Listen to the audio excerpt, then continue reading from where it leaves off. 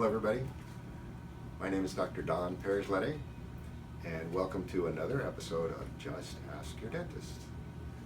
Today's question comes from Debra.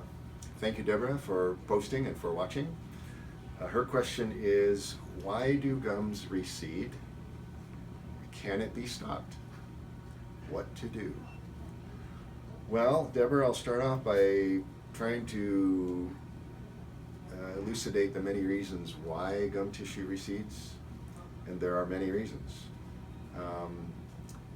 The most common reason would be periodontal disease or periodontitis, which is a gum and bone disease, an infection around the teeth that can strip away the attachment and lead to progressive recession along the teeth.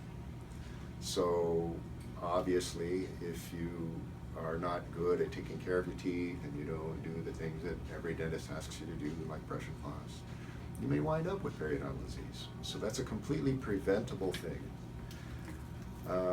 Another one of the factors involved in gum recession is genetics. I mean, your family history and the type of tissue you have in your mouth. We call it a biotype, and it's rated on thick, medium, or thin. So if you have a real thin biotype of your gum tissue, then there's a likelihood that you'll have a greater chance of recession over time. That's not anything you really have a lot of control over. So your genetics is what you are. It's your body makeup. So as time goes by, if you age and there's other problems with aging associated with your genetic makeup, then you may have some recession. Trauma is another reason for gum tissue to recede. Trauma in the form of maybe some type of blow to the teeth or gums that can strip away tissue. But another more common form of trauma would be vigorous brushing with the wrong toothbrush. Obviously, if you use a wire brush on your teeth, you're going to cause some damage and you'll cause the tissue to become irritated and recede. So we advocate using a soft bristle brush and proper technique so that you don't damage your gum tissue when you're brushing. And particularly if you are one of those people with the genetics of a thin biotype, then traumatic brushing can lead to recession more rapidly. So you want to be careful with what you use with your toothbrush.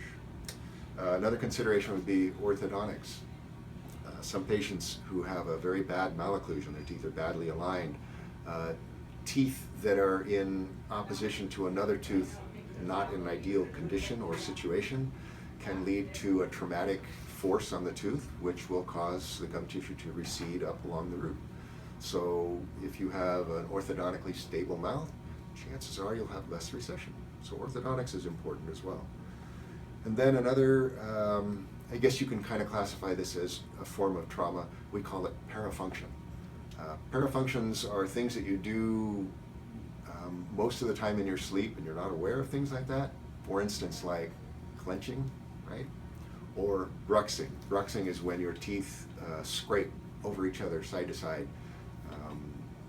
I see a lot of that in kids in the mixed dentition stage between the ages of, say, 8 and 12 or 13 in there, where their parents always complain that they can hear their kid scratching his teeth all the way down the hall.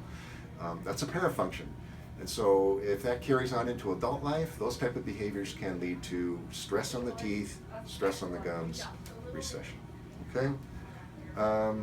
Now, what can we do about that? Can it be stopped? Obviously, if you find the source of the recession, you can control what that is and maybe lead to not necessarily stopping it, but maybe slowing it down a little bit. That's helpful.